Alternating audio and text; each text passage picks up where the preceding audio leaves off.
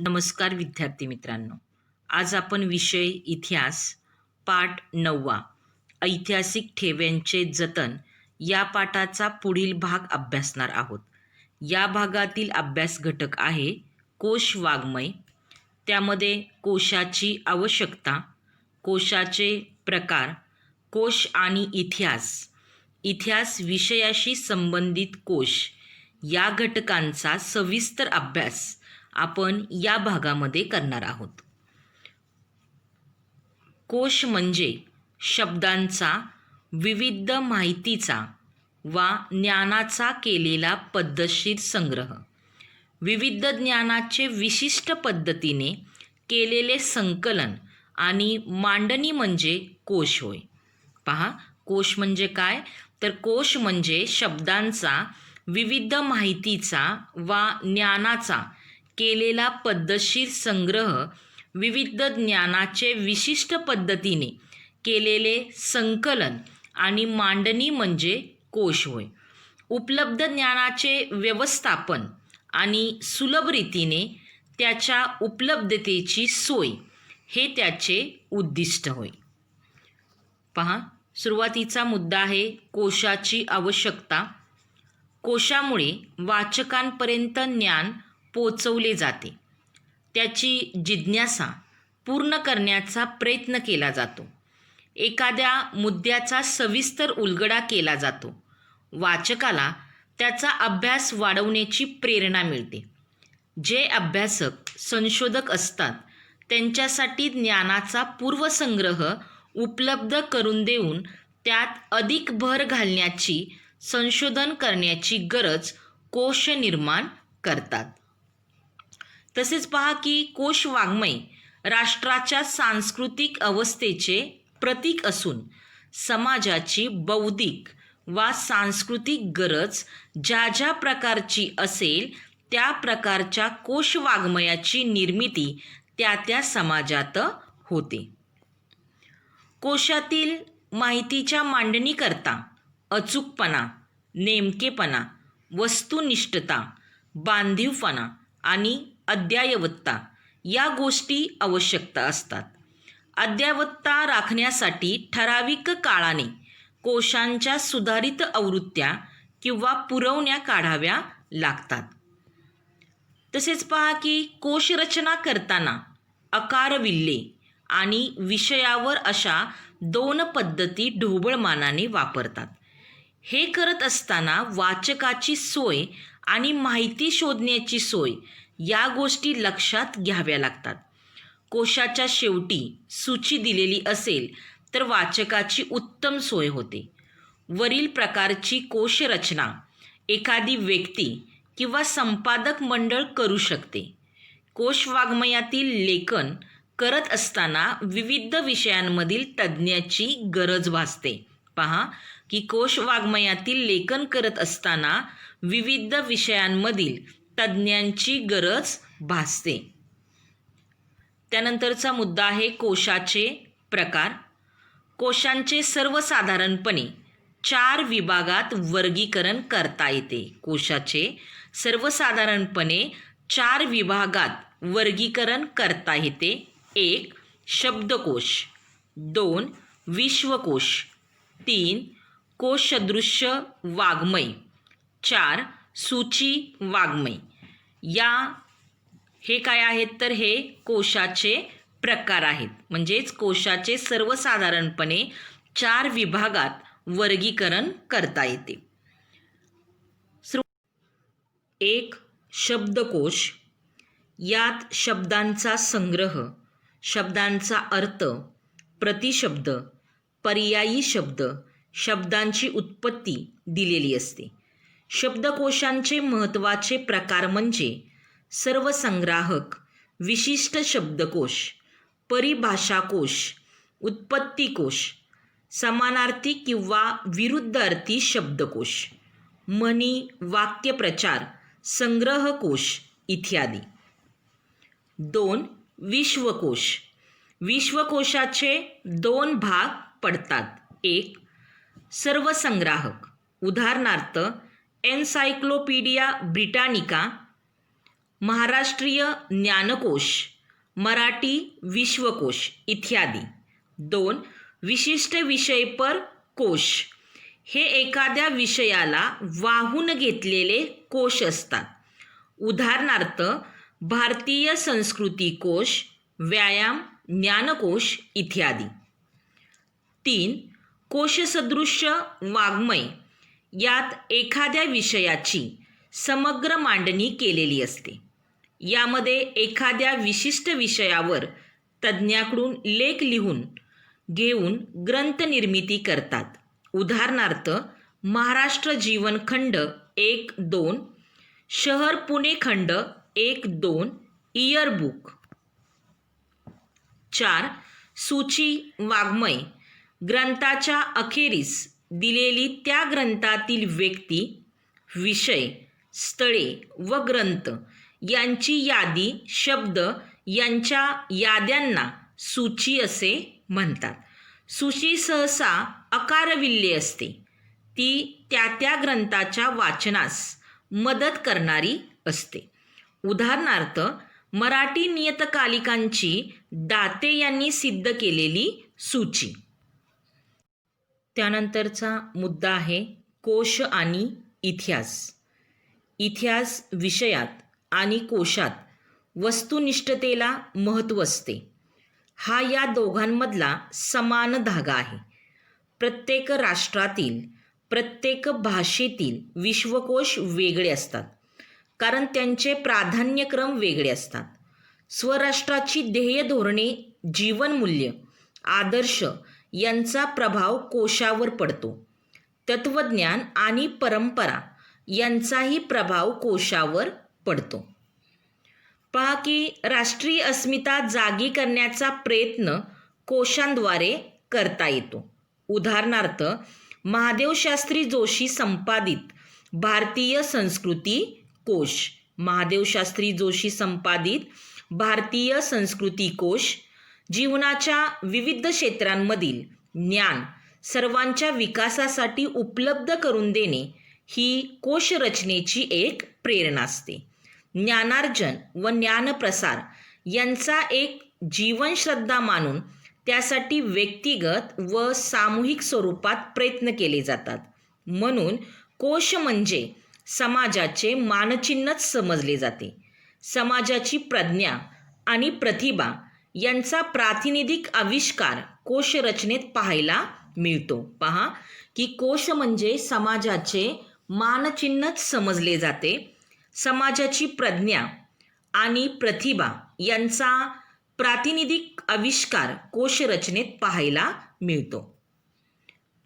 पहा, माहीत आहे का तुम्हाला पश्चिमेकडील देशांमध्ये नॅचरल हिस्ट्री हा थोरल्या प्लिनीने रचलेला पहिला कोश. 2. 18व्या शतकातील फ्रेंच विश्वकोश हा डिडेरो यांचा कोश महत्त्वाचा आहे. 3. एन्सायक्लोपीडिया ऑफ ब्रिटानिका हा कोश प्रथम इसवी सन 1767 मध्ये प्रसिद्ध झाला. हा कोश रचनेच्या वाटचालीतील अत्यंत महत्त्वाचा टप्पा मानला जातो. संस्कृत भाषेत निघंटू, धातुपाठ यांसारख्या शब्दकोशांची परंपरा प्राचीन आहे. मध्ययुगात महानुभाव पंतांची कोशरचना छत्रपती शिवाजी महाराजांच्या कारकिर्दीतील राज्य व्यवहार कोश हे महत्त्वाचे आहेत. माहीत आहे का तुम्हाला काही वैशिष्ट्यपूर्ण कोश? 1. संगीतशास्त्रकार व कलावंत यांचा इतिहास लक्ष्मण दत्तात्रेय जोशी. 2. क्रांतिकारकांचा चरित्रकोश श.रा. दाते, ज्यात भारतातील सुमारे 250 क्रांतिकारकांची चरित्रे व छायाचित्रे आहेत. 3. स्वातंत्र्यसैनिक चरित्रकोश न.र. फाटक. या कोशात स्वातंत्र्य लढ्यात प्रत्यक्ष देहदंड कारावास भोगलेल्या व स्वातंत्र्यपूर्व काळात समाजाच्या निरनिराळ्या क्षेत्रात काम केलेल्या स्वातंत्र्य सैनिकांची माहिती आहे. त्यानंतरचा मुद्दा आहे इतिहास विषयाशी संबंधित कोश. इतिहास या विषयातील कोश परंपरा समृद्ध आहे. रघुनाथ भास्कर गोडबोले यांचा भारतवर्षीय प्राचीन ऐतिहासिक कोश हा आद्यकोश होय. भारतवर्षीय प्राचीन ऐतिहासिक कोशात प्राचीन काळातील भारतीय व्यक्ती आणि स्थळे यांचा अंतर्भाव आहे. या कोशात भारतवर्षात पूर्वी आपणामध्ये जे जे प्रख्यात लोक होऊन गेले त्यांचा, त्यांच्या स्त्रिया, त्यांचे पुत्र, त्यांचा धर्म, त्यांचे देश व राजधान्या, तसेच त्या त्या देशातील नद्या व पर्वत इत्यादींकासहित जो इतिहास तो यात दिले आहे. तसेच पहा की श्रीधर व्यंकटेश केतकर यांचे महाराष्ट्रीय ज्ञानकोशाचे 23 खंड आहेत. श्रीधर व्यंकटेश केतकर यांचे महाराष्ट्रीय ज्ञानकोशाचे 23 खंड आहेत. मराठी माणसांना बहुश्रुत करावे, त्यांच्या ज्ञानाची कक्षा विस्तारावी, त्यांच्या विचारांचे क्षेत्र अधिक व्यापक व्हावे आणि जगातील प्रगत लोकांच्या बरोबरीने त्यांनी प्रगल्भ व्हावे, ही केतकरांची ज्ञानकोश रचनेमागील भूमिका होती. या खंडामधून त्यांनी व्यापक इतिहासाची मांडणी केली आहे. या पुढचा महत्त्वाचा कोश म्हणजे भारतवर्षीय चरित्रकोश.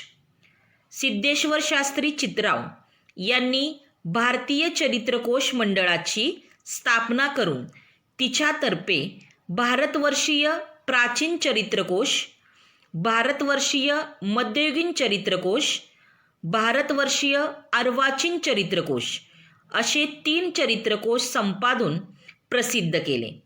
या कोशांची कल्पना यावी म्हणून प्राचीन चरित्रकोशातील नोंदी बघता येतील. या कोशात श्रुती, स्मृती, सूत्रे, वेदांगे, उपनिषदे, पुराणे तसेच जैन व बौद्ध साहित्यातील निर्देशित व्यक्तींची माहिती देण्यात आली आहे. त्यानंतरचा मुद्दा आहे स्थळकोश.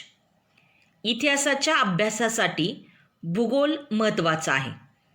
विविध ऐतिहासिक स्थळांच्या संदर्भात माहिती देणारे कोश आहेत.